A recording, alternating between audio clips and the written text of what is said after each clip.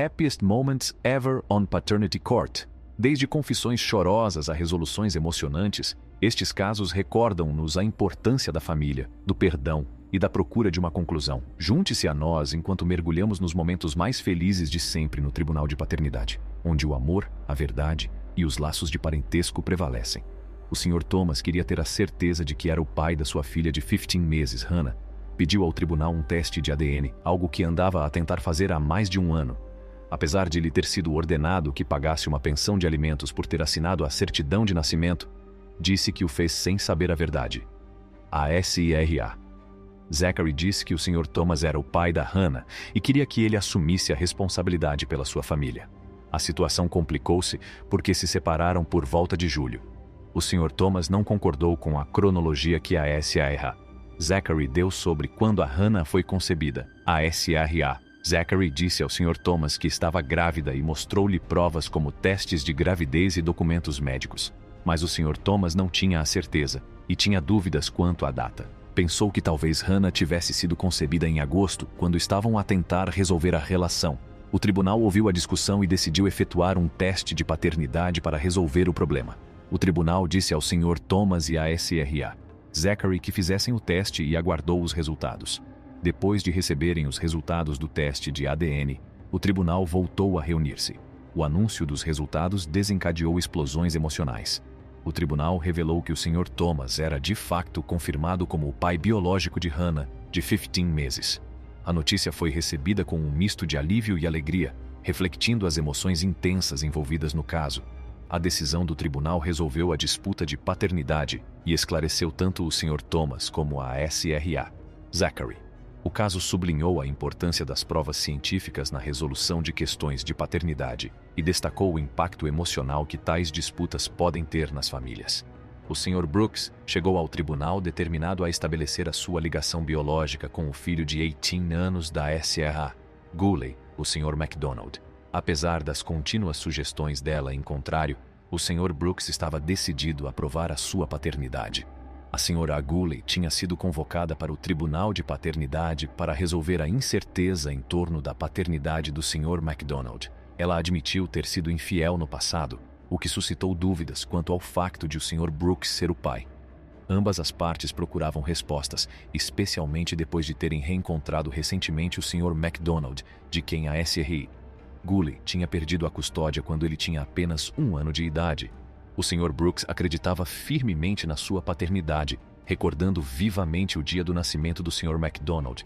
Contou que esteve presente no hospital, testemunhou a chegada do seu filho ao mundo e abraçou o seu papel de pai a partir desse momento. No entanto, as suas narrativas divergiam significativamente. A SRA.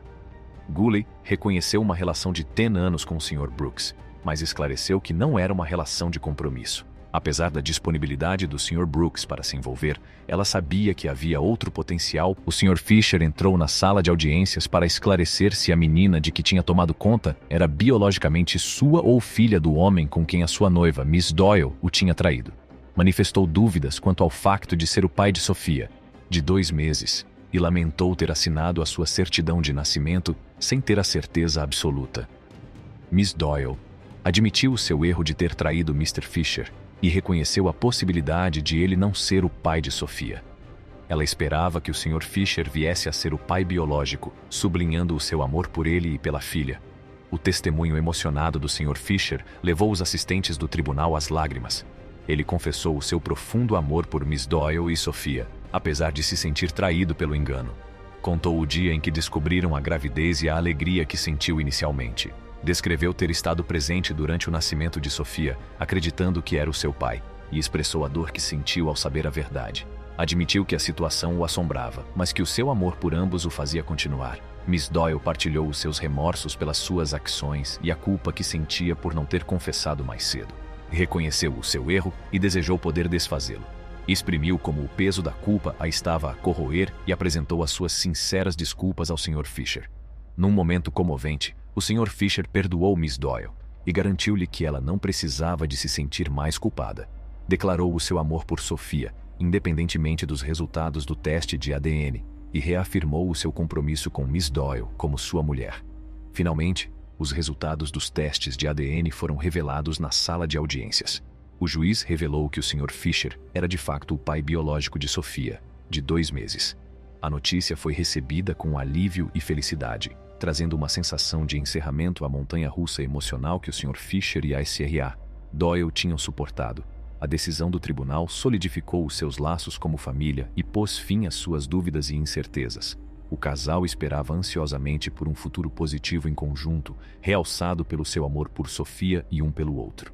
A relação entre o queixoso, o Sr. Pierce, e a menina Cavell tornou-se tensa devido a dúvidas sobre a paternidade do seu filho de 1 ano, Julian. O Sr. Pierce intentou uma ação judicial, intimando a sua ex-noiva, Miss Cavell, a submeter-se a um teste de paternidade a fim de determinar se Julian era seu filho biológico. O Sr. Pierce alegou que Miss Cavell o tinha levado a crer que era o pai de Julian e que só confessou a traição e a potencial incerteza quanto à paternidade quando Julian tinha 6 meses de idade. O processo judicial girava em torno da alegação do Sr. Pierce de falsas declarações fraudulentas por parte de Miss Cavell. O Sr. Pierce afirmou que ela fez batota durante o período de possível concessão, criando incerteza quanto ao verdadeiro pai de Julian. Apesar da infidelidade, Miss Cavell insistiu que não tinha dúvidas de que o Sr. Pierce era o pai, embora a cronologia da concessão de Julian suscitasse dúvidas. Durante o processo, o Sr. Pierce expressou a sua angústia emocional e o seu desejo de estabelecer a verdade sobre a paternidade de Julian. Revelou que tinha enfrentado situações semelhantes no passado, em que as dúvidas sobre a paternidade tinham afetado a sua vida e as suas relações. A incerteza estava a causar-lhe dor emocional e a afetar a sua dinâmica familiar. A SRA Cavell reconheceu as preocupações do Sr. Pierce e o impacto da situação na sua relação e na sua família. Afirmou que a concessão de Julian foi o resultado de um erro isolado durante um período difícil. Apesar de admitir a sua infidelidade, sublinhou o seu empenho em retificar a situação e provar a verdade ao Sr. Pierce. Para responder às suas dúvidas, o Sr. Pierce exigiu um teste no detetor de mentiras para a menina Cavell, para além do teste de paternidade para Julian. Referiu a sua preocupação com a possibilidade de infidelidade e a necessidade de tranquilidade face às incertezas que rodeavam a sua relação. O processo judicial envolveu testemunhos de ambas as partes sobre a sua relação, a concessão de Julian e a confissão de Miss Cavell. Durante todo o julgamento, a SRA Cavell demonstrou uma perturbação emocional, expressando repetidamente remorsos pelas suas ações e pelo impacto que tiveram no Sr. Pierce. E esclareceram ambas as partes envolvidas. O caso em tribunal ilustrou as complexidades das relações humanas, as consequências da infidelidade e o papel das provas científicas no estabelecimento da paternidade. Partilhe a sua opinião na secção de comentários abaixo e subscreva o nosso canal para mais vídeos deste tipo.